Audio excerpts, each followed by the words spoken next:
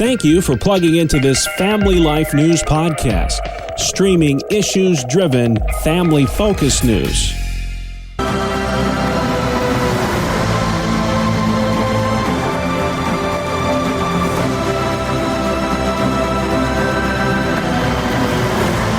And welcome back to another edition of Issues in Education. Mondays during the Noon Report, we spotlight the issues impacting our public schooling families with the good Dr. Ralph Kerr at the Teaching and Learning Institute in beautiful Houghton, New York. Ralph, welcome back to the program, sir. Great to have you with us today.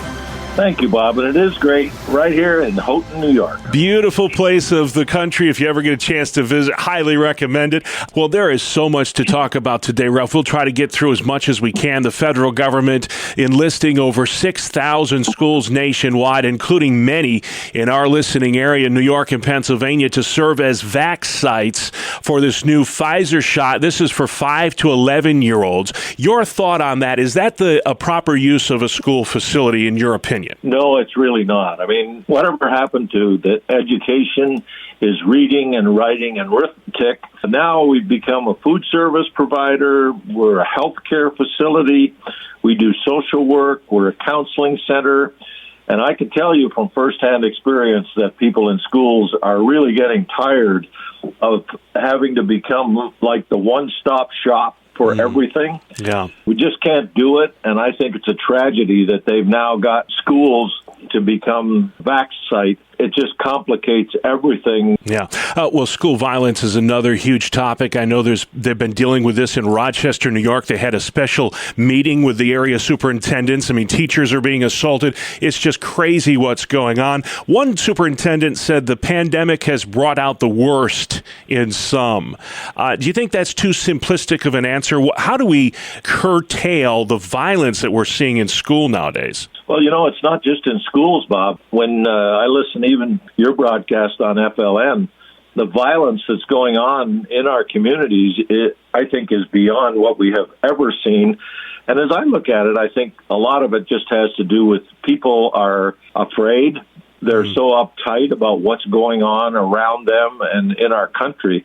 We've lost the old-fashioned way of just talking and listening to other people. Our defenses get up and we raise our voices, even in our own families. I think many of us are guilty of that. Yeah. So we need to be much better listeners to what other people are saying. Yeah. I heard an interview last week with the former Education Secretary, Bill Bennett. I know that's a guy that you respect a lot. And he had some really keen observations about the elections last week in Virginia and elsewhere.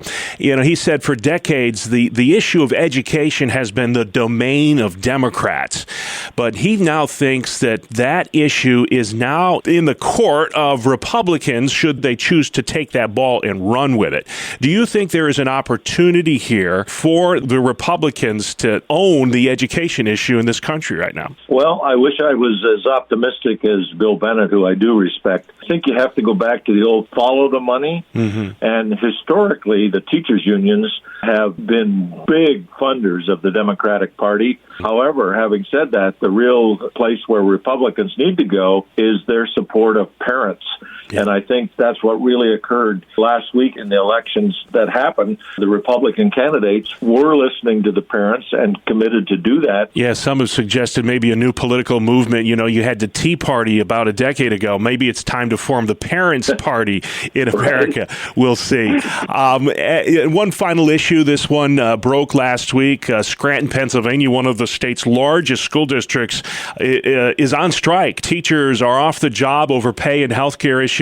What happens to the kids amid this job action? Are they going to be forced to make up that lost time? I believe they will be. Pennsylvania law says that you have to have 180 days of instruction in order to get your full funding. And so it's really unfortunate that over 800 staff, both teachers and support staff, are on strike. like. There are 10,000 students that are waiting to be taught and obviously are not at this point, and that's unfortunate. But I do think that the days will have to be made up, and that's just going to complicate everybody's life in the future. Yeah, like it's not complicated enough already. Add that to the mix. Well, hey, we've been a lot of places this week, and if you're thinking about running for your school board, well, Ralph has some information that he would like to pass along to you.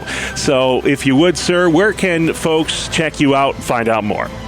You can find us on the web at simply whyrun.org, whyrun.org.